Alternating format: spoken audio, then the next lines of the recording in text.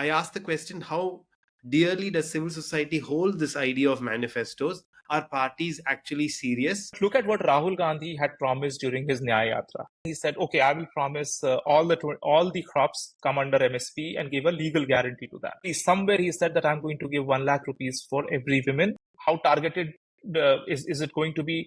There was no utterance on that. I don't actually understand how the government bureaucracy thinks about employment of women, and how should they think about employment of all these young people. In the world that we live in, it's almost a back to basics, because you're not talking about, do they need more access to AI tools? Do they need more access to legal tools?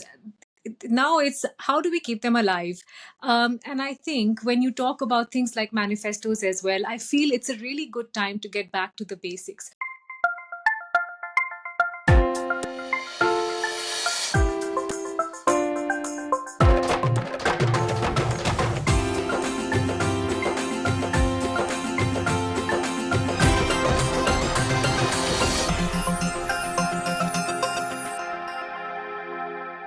Hi, and welcome everyone. This is the 10th episode of the India Dialogue. We're so excited that you continue to listen to us. My name is Ruchir. I'm joined by our usual friends Mitali and Manu, as well as a special guest, Rajat Sethi, who's joining us today. Rajat is an electoral strategist and has been working on several national and state elections, including the current 2024 elections. Mitali Mukherjee, besides being a director of journalism at the Reuters Institute, she's well known for her work at CNBC. Manu Raj Chanmugan Sundaram, or Manu, is not only a successful advocate with his own law practice, but is also a spokesperson for DMK. And I am the CEO at Distributed Energy and chair at the School of Policy and Governance. We're doing this because we care about India and want to discuss issues in a way that adds value. We're all friends and want to discuss important issues, sensitive or not, friendly disagreements or not, without having to shout at each other or live in slogans. For now, this is an experiment that we want to run in the build-up to the 2024 national elections. Maybe we continue after, maybe we stop. But we want to give this a shot and help unpack important issues for India. Today, we have two issues on the docket, and Mitali will lead us through the first one. Mitali? Thank you for that, Ruchir. Welcome, Rajat, and welcome back, Manu. I hope you sort of really regretted missing our conversation and really had a bad time at IPL. And, I hope it was a drag. Cricket versus us. I don't know what that is about. But we're talking elections, predictably. We're now in the full throttle of it. As we discussed in the last episode, we now have details in terms of how long the electoral process is going to take. This is going to be the longest in India's history in terms of how long polling will be conducted. And already it looks like a lot is being stitched into place for the different allies and alliances that are in consideration. But I think one thing that doesn't get talked about enough, and we talked about it a little bit with the context of heat and whether in elections parties actually have anything in their manifesto around climate change and heat. But I think the conversation now is a bit more brass tacks.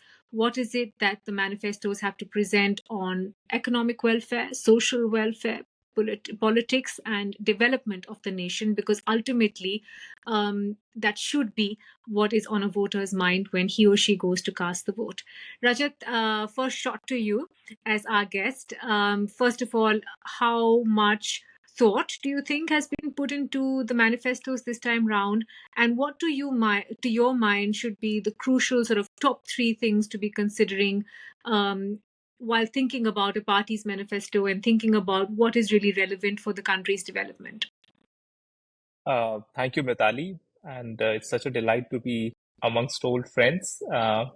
It's more of a formal setting, but we'll keep it lively as much as we can. And I hope the viewers of this podcast would sort of get something out of it. As you were pointing out, manifestos and parties' promises to the electorate are one of the least talked about topics in our elections. I mean, you pick up any election cycle, there are like accusations and counter accusations and alliances and the other party mocking each other. But what does the end electorate gain? It is centrally pivoted around the manifestos. We don't have the culture where we see political representatives of various parties come out and debate, have a session dedicated to debates around manifestos. Uh, there are societal issues which have to be addressed, and there are economic issues which have to be addressed. Incidentally, a lot of societal issues also become zero-sum games. And even electoral issues, just by the economic issues, just by the sheer limits on the spending power of any government which gets elected, that in itself by design is a zero-sum game. So when it is a zero-sum, there should be debates as to how you are trying to pick and choose what topics should be addressed in the manifesto. How do you convince an average electorate to debate with the politician, debate amongst themselves, and come to a conclusion as to who holds a better promise for the future of the nation? So I think India is increasingly heading towards becoming a much more vibrant democracy, and one of the central pillars has to be wherein we have much more civilized debates around such issues. And I hope one day will come where politicians don't typically throw around promises and lack the conviction behind those promises, especially the economic promises. We've seen that in a lot of state elections, by the way, a lot of political parties are trying to promise the moon. And once the elections are over and they get elected and they have to deliver on that, they don't have the money to do it. A lot of our state governments are actually bankrupt. Had they been standalone economies, they would be bankrupt. I have served as advisor to 3 chief ministers. One of them was Jharkhand. Jharkhand is a revenue surplus state. So you can play around with the promises, look at welfare, also look at doles, and come out with propositions which are interesting. But there are a lot of states which are struggling with the finances. So how much of responsibility and fiduciary responsibility should be levied on these parties so that they don't promise things that they cannot deliver? That should be the central theme of our deliberations going forward. We are now in the heat of elections. There are only few regional parties who have put out their election manifesto agenda before us. The national parties are still lagging. The elections are in next 16 days, actually. The first is actually, Manu would know, is Tamil Nadu is one of the states which is going into elections. And I'm still hoping that BJP and the Congress party also tell the voters what do they stand for. I think DMK has anyway announced their manifesto, and Manu would be sharing some of those experiences with us. But typically, the manifestos are given to 4 or 5 people to just, sit in a closed room, deliberate about key points. That is how election manifestos are made. There is no broad-based deliberations which are done. There are no policy experts who sit together and debate out on those issues. Something that you see in American elections. The thinking part is short-circuited. You barely get days to come out with fanciful ideas. And this is the reason why mistakes happen and moons are promised in those documents. This is my overall big picture observation. I wanted to start off with the state of affairs of how manifestos are not taken seriously in India yet by the political parties. And this state of affairs should change. Manu, let me sort of lob that one at you. Perhaps electoral promises are baked into the manifestos and then made public, have been a key voting plank. I mean, for the Aam Aadmi Party, it was a concrete part of their manifesto to talk specifically about education and healthcare, 2 things that they wanted to really double down on. For your party, things like the midday meal schemes, free travel for women in public transport has been an agenda and something they've talked about. And even for the ruling party, centrally, the BJP, part of their manifesto has been more, I would say, politically charged in nature, whether it was talking about the abrogation of Article 370. All of that actually came into the manifesto. Do you think there is a wide gap between how much thought is put into the manifesto versus how much action, as also how much interest there is amongst voters in it? Let me start with the how much interest part, Mitali, because ultimately everything that we do needs to be consumed by the electorate. And perhaps one thing that has been, I think, very glaringly lacking in the last, say, 4-6 months is none of us, civil society, have actually sat down and figured out whether the last government, the BJP government in the union, or any of the state governments in the state, have delivered. What is the percentage? Have they done 80% of the what they promised to 65, how have they come through with what they said on the previous manifesto? So I think, considering we don't do that exercise, perhaps I ask the question, how dearly does civil society hold this idea of manifestos, therefore translating into, are parties actually serious, and whether the people who are going to vote are even thinking about the manifestos in such great detail, right? And I think it's a missed opportunity, whereas we should be looking at it. We should be trying to hold governments to account, at least to their manifesto. Second part is, do we really need a manifesto? We sort of know which direction who is going to go. Congress, I think, given that we've seen so many state governments, state elections, we know what Congress is promising, right? Congress will promise more welfareist policies. Definitely, they will go for universal basic income.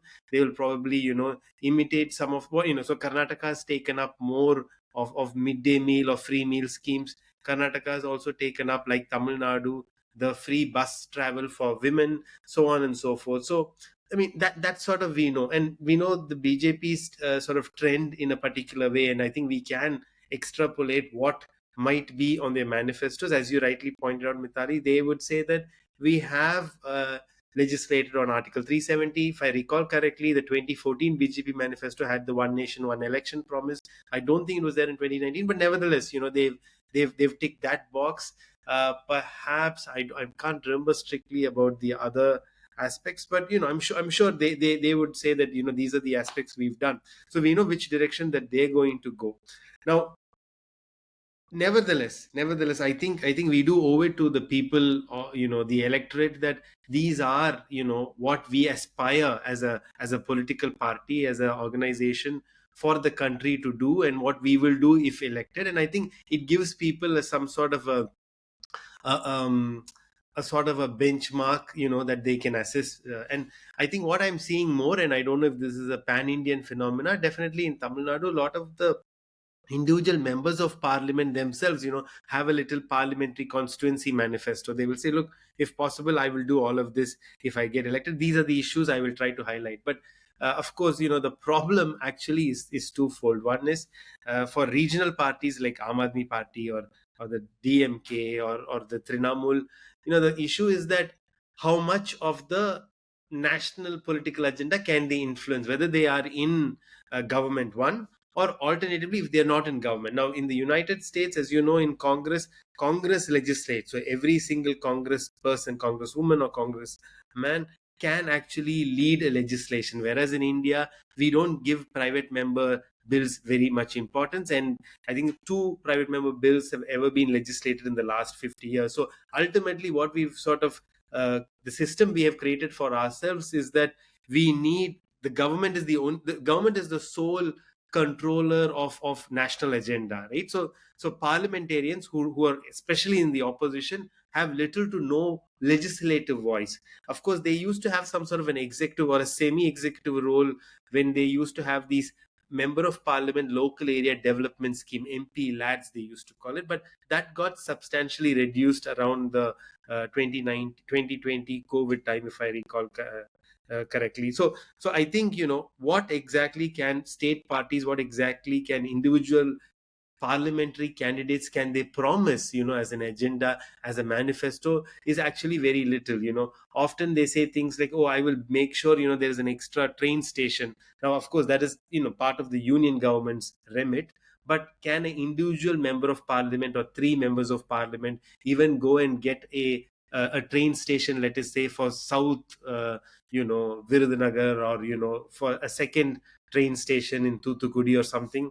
Very, very difficult. So what I mean might actually, I think, happen in the next 10, 15, 20 years is this, according to me, that you will see, perhaps, and I hope this happens, that you will see different interest groups align, right? So for example, that though we've passed the women reservation bill, we still have to wait for the delimitation and census in 2029 for it to effectively be implemented. But I've always wondered why there is not like a strong pan-Indian women caucus that comes around and sort of, talks about gender issues, or every sort of put every legislation through a strong gender lens. Or for example, why isn't there like a caucus of MPs cutting across parties, cutting across states, who are interested in coastal issues, right? Because their whole exposure to natural disasters, climate change, etc., is much higher. So maybe they should come together and insist that no, you need a higher commitment, a stronger commitment to climate change mitigation. Or for one of my sort of pet peeves has always been, the 4 or 5 or 6 southern states should come together and have a more stronger federal voice, because a lot of these states, you see, issues of federalism, greater state autonomy resonate quite heavily, quite strongly. So they should come together and say, look, you've outnumbered us in the GST Council, but there's 130 members of parliament in the 6 southern states, and we believe that we want greater federal quality, or get greater federal characteristic in terms of policy making. So I think those are things that we can see happening. Of course, broadly, there are 3 issues which I think, going forward, where we are in 2024. I think, India, being 75 years old as a democracy and so on, where do I want the next government to focus on, are about 3 issues. One is, as I already mentioned, federalism, which is a topic of great interest to me. Second is gender, which includes not just women, but gender minorities, so LGBTQIA plus. I don't think we've addressed it enough, or we've had enough of a national debate on that. And third, I think most of us would agree, is climate change. Again, there is not enough national consensus or discourse around climate change mitigation. What can we do, and how we can sort of work together, and so on and so forth. So let me stop there, because I know this is around manifestos, but I just wanted to also bring in the idea of what we can do, or we can get our political parties to start thinking about whoever wins the election and forms the government. Richard, let me, come to you, because this might be a bit different in terms of effective way. It's not about a political lens, but rather an entrepreneurial lens. And we've discussed this in the past. What is the entrepreneurial landscape we want to create for India? What is the environment we want to create for those both building businesses and existing businesses to thrive? Do you feel like there's enough attention or any attention given in the manifestos to that? And what could look like good hygiene practices in a manifesto when you're talking about building business?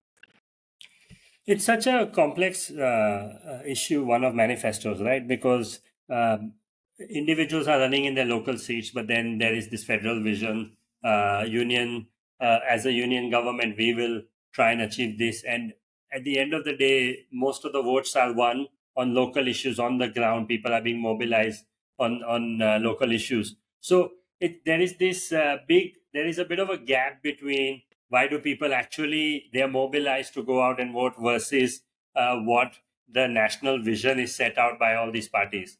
On the relevant question, Mitali, you asked, like as a business owner, I think about 2 things. And actually, I think our current government hasn't done well on those. And by the way, you know that I try and also say, call them out when they do good things. But the 2 things I think they could have done much better on, and it was in the last manifesto, was the ease of doing business. I mean, just as unfortunately, this is an anecdotal piece. Sure, GST has been fabulous. Don't get me wrong. That is actually simplified a lot of things.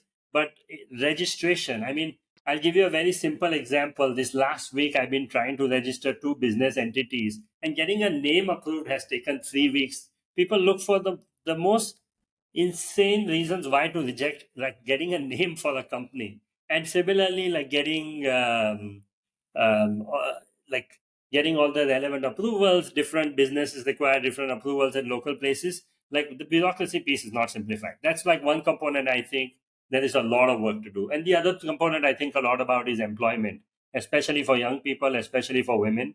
To be honest, this is actually more a question rather than an opinion. I don't actually understand how the government bureaucracy thinks about employment of women, and how should they think about employment of all these young people, who, like, we are all concerned about in terms of making sure that if India is going to be a substantial rising power, all these people actually get jobs. So these 2 are the sort of the issues on my mind coming into this election, or as is climate change. But You asked me as an entrepreneur what I think about, and these are the two things on my mind. Yeah, and I think that's a really important one, Ruchir. And I feel like well, first of all, I feel like it shouldn't be limited to an election manifesto. It is literally the most burning question right now in India. We have an unemployment problem. It is in double-digit percentages, especially in North India for the youth. The women are trailing so far back on the employment parameters, and that's been, sort of accentuated by what happened during COVID. And frankly, the backbone for employment in rural India has been the Narega scheme. It was really sort of the safety net that helped support a lot of rural families, and that was not the case in urban India, which is why you're seeing a lot more in terms of joblessness. I was also surprised at the lack of reference during the union budget. I've been watching the budget for many years now. Every budget, I keep wondering whether there'll be more. So there are very large amounts and schemes pointed to, but I have not seen a specific mention of how unemployment will be addressed. So that's certainly one that I would watch out for as well. And I think the Congress party, as Manu pointed out, has made indications of that, some kind of job guarantee scheme or income scheme or some kind of urban job scheme to be put in place. But I don't think there are enough details to it. Rajat, let me go back to you for the last word. Manu had a top three, which is federalism, gender, climate change. If you had to pick a top three that you would like to see in manifestos, what would it look like? Well, I would concur with Ruchir on the jobs thing. More so from the AI onslaught. We are going to see that artificial intelligence is going to eat away software jobs as its first sort of meal of the day. And if the software industry gets is put to risk because of artificial intelligence, some of the relatively higher paying jobs, and which have seen lower middle class families move to upper middle class families, that has been the typical story for the past couple of decades. If that comes under threat and the hiring that happens in IT sector reduces, we are seeing several jobs at risk. And a Goldman Sachs report said that by 2033, 10 years from now, we would see a permanent loss of around 300 million jobs. And they have categorized what kind of jobs would be lost first. And these are some of the service-oriented jobs which we are good at. So the challenge before the immediate government, which would be coming into power in 2024, will at least need to have a foundational understanding of what needs to be put in place for the next 4 or 5 years, because that is going to clearly define will we be in a situation as a nation to take leadership in AI space or not, and keep filling in for every job that is lost because of AI, keep adding new creative jobs in that space. So that's something that bothers me. And I have myself, since I'm leading one of the AI companies, I am seeing the huge powers that will be unleashed, and our policymakers sadly still are not grappling with the seriousness of this. So jobs is an important thing. Also associated with jobs is having high frequency data numbers. Right now, we have to rely on CMIE data, which is not a non-government sort of a organization, which is gathering these unemployment numbers through surveys, and the government government statistics department has said that those numbers aren't reliable. Now, when you don't have that, can we not institutionalize a system where which acts something like Bureau of Labor Statistics, where you have a month-over-month reports, how many jobs are added, something which can be done much more credibly than what the employment insurance schemes, the ESIC numbers demonstrate. ESIC numbers have been criticized, part of it fairly, but part of it unfairly as well. We need more high frequency numbers which give us a clear month over month indication as to what is happening in terms of new job creation in the country. And this has to go beyond surveys. So that is vital. So entire data infrastructure, I would say that MOSPI should be one of the most important departments. MOSPI is the Ministry of Statistics and Planning. That is like the most important foundational department. And no political party and no politician finds it cool enough to go and become a minister in MOSPI. But I think some of the biggest thinking minds should actually aspire to be a MOSPI minister. That's my sort of thought. So jobs is one. Improving our data, making it more in tune with the times that we live in, that is going to be vital. And the third thing is centered around developing consistently in the Goldilocks scenario, wherein you grow at 7 to 8% consistently and keep the inflation numbers benign under 5 at least. Why this combination is so vital is that we are sitting at a per capita of around $2,100, and if we have to become a developed country and not fall into a low income trap, we have to grow faster than we grow older. So you will see that there is an increasing pressure from our aging population, which will keep adding with every passing year. So if we miss out on this race, and it's a time race, 2 business cycles maximum, in which you have to outpace the pace of aging. For that, it requires a lot of policy working on multiple dimensions. We need to have several initiatives sponsored by the government to actually take care of having robust economic growth in our country on a sustained basis. We can't have 1 year of 8% and then go slide back to 6%. I'm talking about any government which comes into power will need to have those thinking put in place. There are certain very interesting initiatives like the PLI which has been brought in to energize the manufacturing in base of our country. Manufacturing as a percentage of GDP has actually steadily declined. Agriculture as a percentage of GDP has gone up in our country, which says that it doesn't necessarily mean that we are becoming more of an agriculturalized society. That's not true. It's just that the value add which is coming in from the manufacturing sector needs to go up. Therefore, we need to step into the next hot sectors, be it semiconductors or be it high-end pharmaceuticals, APIs, and all of that. Those should be our focus area, and we need a lot of policymakers around these. Rajat, I have a question. I think the points you're making are incredible. How do we connect that kind of policy level thinking in an election where you have to mobilize people on the ground? For me, that is a big disconnect. Sorry, Mitali. No, Ruchir, go ahead. I just wanted to, sort of close up Rajat's point, which is that we did have a periodic labor data, which was put on hold a couple of years back after the government didn't like its findings. So data exists. Mitali, those were 5 years, 5-yearly reports, etc. Counter that point, actually, till a long time, India had a very, very robust data collection system.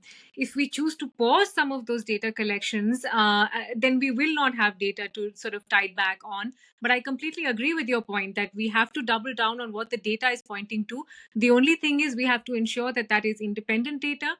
We have to ensure that we are okay with the results even when we don't agree with them or they don't look that pretty. And we have to do this consistently. I understand the concerns around CMIE, is that it's very lumpy because it's monthly, so it kind of goes all over the place. But the idea is that there were very, very robust data tracking systems in place, but they have to be allowed to continue to function. Richard, sorry, you wanted to make a question. You wanted to pose a question about logistics and manifest. Yeah, which was how do you form a connection between the sort of vision and the policy I'll thinking? give you an example. Yeah, go ahead. Yeah. So I'll just give you one example. So again, I'm not criticizing, I'm not taking a partisan position, but look at what Rahul Gandhi had promised during his Nyaya Yatra. The issue came up around OPS, which is the old pension scheme. He said, I'll promise the old pension scheme. There was a sudden farmer unrest. And then he said, okay, I will promise all the crops come under MSP and gave a legal guarantee to that. He also went ahead and loosely somewhere he said that I'm going to give 1 lakh rupees for every woman across the country. How targeted is it going to be? There was no utterance on that.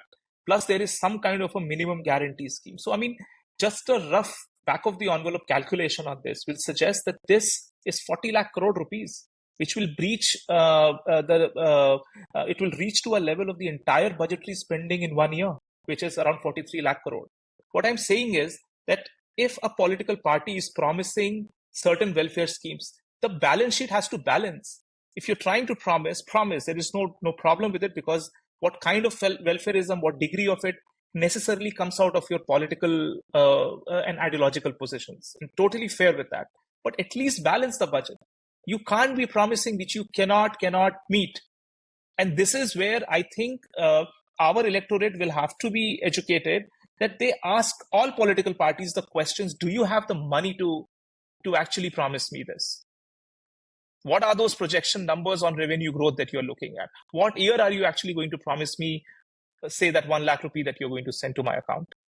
So that's where I think that convergence has to be brought around, be it jobs, be it welfare schemes, be it even societal issues that you're promising. If you're saying UCC, the Uniform Civil Code, I think the DMK, for example, said that we will not allow UCC to come in. That's fine. But then how do you address some of the challenges which exist on both sides of the coin? I mean, bringing UCC also has certain issues. Not bringing it also questions the basic secular credentials of the UCC. So I think on all of these aspects, there has to be greater communication from the political constituents to the voters. That is missing so far. They just put it out, declare it, and there is a document which is then distributed. There is no deliberation. And this is where the civil society have to step in and try and discuss and keep deliberating. For example, UCC, Uttarakhand government did it. They put it out on public domain. There were 4 lakh comments which people should. That's kind of an exercise which we should keep pushing our politicians to engage in.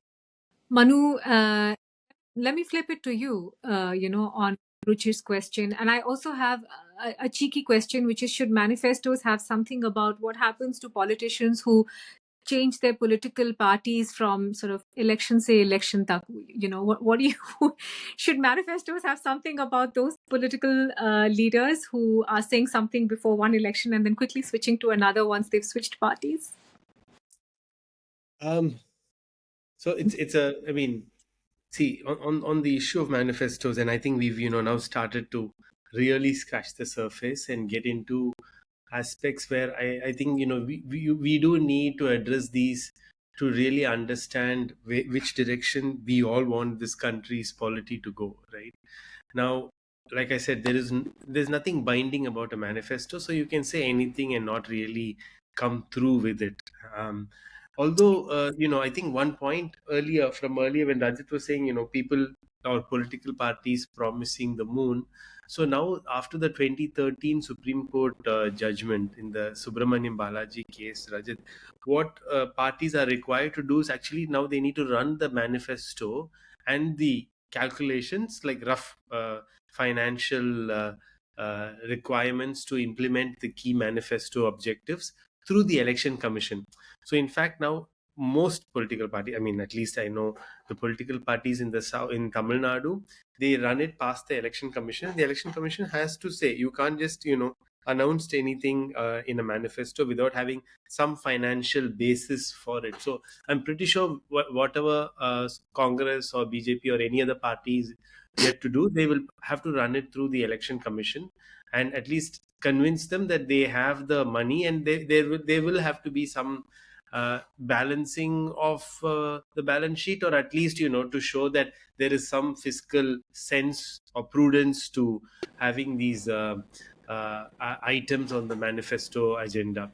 But really it's difficult to say what all should be there in the manifesto, whether we can use the manifesto to achieve better political sort of hygiene or obedience or discipline. Very difficult to say. But I think most of us here believe that there should be some level of agenda setting, right? Because also, though I did in my earlier piece say that, okay, so I think I would expect Congress to give you more left of center policy ideas and BJP right of center policy ideas. There's no clear cut economic characteristic that defines this. I mean, we've come to now, according to me, categorize Congress as left of center, BJP as right of center. But I wonder, I don't know, perhaps others here could correct me, is I don't know if they themselves look at themselves as economic right of center or left of center, and whether that is what is going to be their approach going forward as well. And I think that's an important aspect that we need to understand, because ultimately I think that will make for clearer sort of political views and political sort of alignments. Now you see across the country, people who are opposed to BJP will have to come under the big tent Congress alliance, right? And again the other ways, but it's not an alliance strictly speaking on either side, or on any number of sides that there have been. It's not an alliance strictly on economic alignment, or shall we say, like, on strict political alignment either. So I think, there will be confusion. I think the fact is that we have so many different political alignments, and people, when they come under a big tent grouping, or led by Congress or led by BJP, there is so much there is definitely an element of ambiguity introduced into the political idea. So I don't think everybody in the BJP setting themselves agree with what they need to do. So you will have BJP and Congress, who are still the national leader parties. They'll have to set the agenda. And it's interesting, though, in a state like Tamil Nadu, Congress is contesting only 9 out of 39 seats, and I understand today from in Bihar, Congress is contesting 10 out of 40, and in Uttar Pradesh, maybe 15 or so out of 80, right? But nevertheless, they are the ones who are going to set the national agenda in some sense. And whether Samajwadi Party or the DMK or the Rashtriya Janata Dal really outshine their sort of Congress allies or not, ultimately the DMK or the RJD or the Trinamool or the Samajwadi Party may have an agenda, but how will they get it through the Congress national sort of agenda drive, if that alliance was to form government after elections? Is a very interesting question of coalition politics, which we've not seen in the last 2 terms of the BJP led government. It's been the BJP agenda, I would say, predominantly, that has been implemented. So therefore, I think there's a lot to say about how manifestos, whether manifestos are relevant, how much do we need manifestos, and how they are. But I to answer Mitali's question, or actually I think I've deflected quite a bit, but to understand Mitali's question, right, it was more around how can we use manifestos to improve our polity going forward. And I think that is something we haven't yet figured out. We are sort of more trimming the edges and making sure the manifestos are fiscally sensible, the manifestos are not ridiculous, as Rajat said, they should have some sort of balancing done. They should have some sense of propriety. For example, it cannot be purely communal, or it cannot further exacerbate class divides and so on and so forth. But beyond that, we've not actually used the manifesto tool enough to really set a political agenda, hold parties or governments to account, define and envision the agenda, the agenda for the country going forward, right? I mean, like I said in the earlier segment, my 3 agenda priority items will still be climate change, gender justice, and federalism, right? And I think that is what I would focus on, and I would probably push every regional party to focus on at least the federalism part, because ultimately greater centralization means more powers drawn away from the states, and I don't think that is useful for the states. Ruchir, as somebody who's again seeing India from having lived overseas for so long, other countries, I mean, okay, not so much in the United Arab Emirates, but definitely other countries where you've lived and you watched closely. Uh, what is the sense you get from manifestos and how political parties have used them, how electorates have actually understood and received them? And I think there's a great point Rajat made earlier, which if you want to pick up on, which is about trying to educate our voters, our electorates also, right, around different things. And manifestos one such thing, and what is plausible is another. So you've lived in countries where electorates are more, I think, educated. I'm not saying our electorate doesn't have the smarts about it, but definitely in terms of education, you see other countries reacting differently to manifestos, or do you think it's more of the same? Thanks, Manu. I actually have questions for both of you, but I'll answer one piece around what you asked, which is uh, insights from other places. The core insight I thought was really interesting is from Australia, where they have compulsory voting. And because they have compulsory voting, they actually, like a lot of the politics goes towards the center organically, especially because everybody goes out and votes. Like the motivation required to get people to the polling booth is not there. There is a small fine, if you don't vote. Hmm. So that means that all of the policies that motive like that people take into consideration aren't as extreme. They're a lot more like everyday person. And why I say that out loud is because I think in our economy where voting is not compulsory, a lot of it is about getting people motivated to vote. And sometimes it comes down to how much cash they're given and so on. But so much of it has to do with uh, their lived experiences. And so I'm going to use this as a plan to ask Rajat this. Rajat, I mean, you are organizing elections on the ground, or campaigning on the ground. How do you think about the connection or the disconnection between constituencies that you work for versus the big federal map? And then Manu, I have a question related to you, and maybe you can go straight after Rajat. Obviously, Rajat is like there is a question, Manu, that you can uniquely answer, which is that as a person who is focused on a party that is only going to contest in one state, how do you think about a statement or a manifesto around, like, let's call it limited participation in democracy relative to the federal state? So anyway, Rajat, if you can answer that, and then Manu, that'd be great. That's an important question because when you are in a federal setup and there's a national party which needs to get vote from Karnataka as well as Tamil Nadu, will they raise the Mekadatu Dam issue, which is a dam on the Kaveri River? Maybe not. But as a regional party, DMK, which only caters to say the Tamil Nadu population, they can very well take a position on that issue. Now, we are also seeing that Bangalore is struggling for drinking water, and their water tables are bad, partly because of governance issues, but also because of lack of availability of Kaveri water to them. So, how does this issue, and this is so central because it is really impacting our day-to-day urban issues in one of the most promising cities, that is Bangalore. And if you do not have adequate signaling that this is a city which is resilient enough for future challenges, where do you end up? So, I mean, when this is a policy challenge before us, and this is going to get worse in the coming years, how does a national party try and address this issue vis-a-vis a state party, and how do you bring consensus in a country? Those, so far we have taken ad hoc measures into this. I mean, we've seen uproars in the Lok Sabha, one party, the regional party, taking principal position, the other ones not doing so. People even breaking party lines and talking on these such important policy issues, but no conclusion. Pick up Delhi's pollution problem.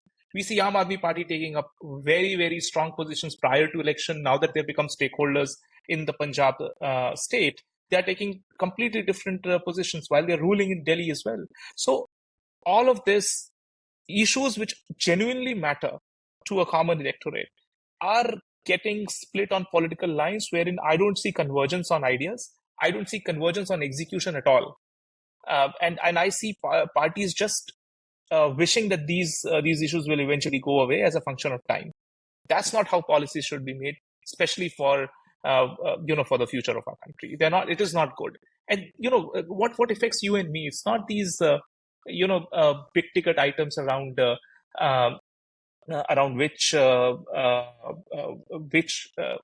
which party is trying to take a center of left position or a center of right position. I mean, those are only paper words. What matters to us are things that are genuinely impacting us, immediate circles, etc., etc. For a common voter, that inspires them. And sadly, our policymakers and our political parties do not have answers to these challenges. Ruchir, let me jump right in because I've got your question, and I'm keen to sort of, wrap it up and also move on. See, the question you've raised, I think, requires a lot of time only because I think it goes to the very existence of some of the regional parties, right? Because what is the role or what is the scope or what is the remit of regional parties in a situation where I think some of the policies in the last 10 years have definitely sort of had a more centralizing effect. And the relevance of a regional party today, what how can we keep, I mean, manifesto or otherwise, elections or otherwise, I think that in itself, to me, to some extent, will define the next 5 years, whichever party or whichever political formation forms government, right? Because we are set to execute the delimitation process, 2026 onwards. We've had a freeze since 1976, and once that happens, there will definitely be numbers changing.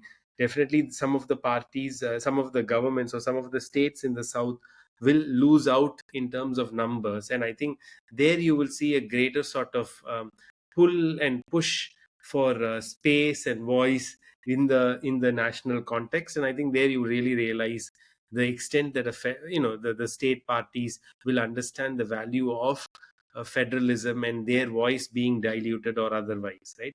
Similarly, I think a couple of the contributing factors in the last few years have been aspects like the goods and services tax, where I would say, by controlling a great part of the GST council, through the presence of the union government, and having about maybe about 10 states in government or in power.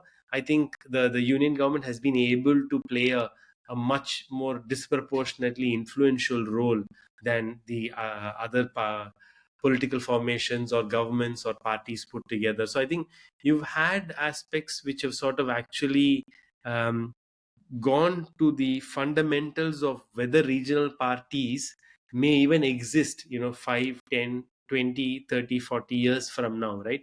Which goes to their sort of raison d'etre, whether what is the role that they play. I mean, please, I mean, and this is not a new question, because when India had its first elections, Congress, or the first probably close to 3 elections maybe, Congress won every state and the union government.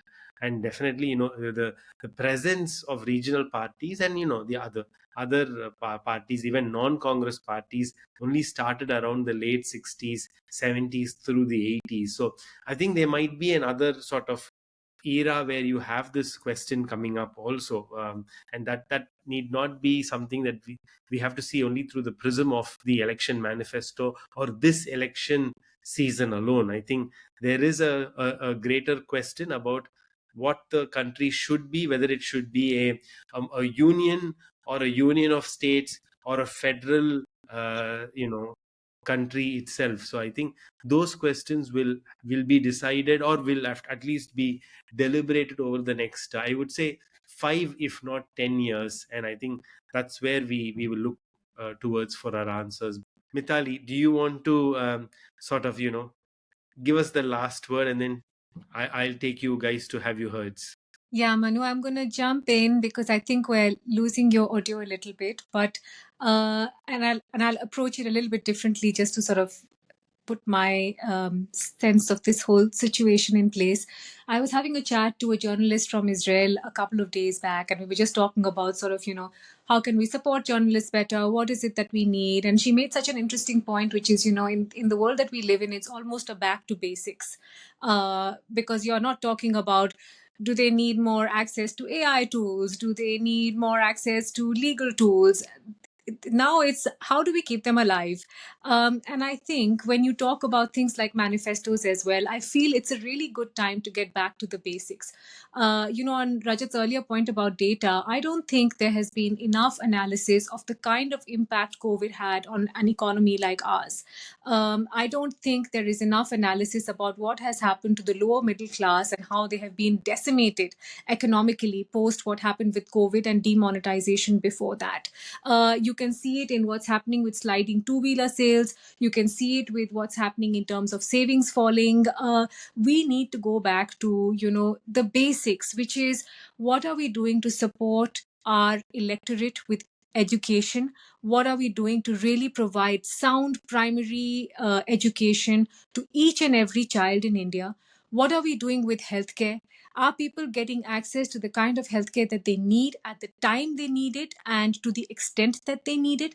And the third is public transport. What are we doing to help people travel, find employment, do it in a safe and secure fashion? And I just feel that, if an election manifesto would double down on just these basics, just the basic building blocks. Can I get an education? Can I get a vaccine shot? And can I get my leg fixed if, it's really bleeding? Can I travel from place X to place Y and not have to pay too much and have a secure seat and not be hanging out of a train while doing that? I feel like that's a lot, and I think it would go a long way in making someone feel like they value, like there is value to their life in the country that they live in. But I'm going to pause because this has been a long one, and I'm going to switch to Manu, I think, for Have You Heard? Absolutely. And today, we've got Rajat as a special guest. So, Rajat, why don't you tell us something that you've heard and you want to share with the world that has sort of fascinated you in the recent past? Well, Ruchir gave me a different brief. He said that you can also share any sort of a fresh update in your life as well. So, Go for it. Sure, we so haven't I'll heard it, so it's shamelessly good to use have this you heard. plug.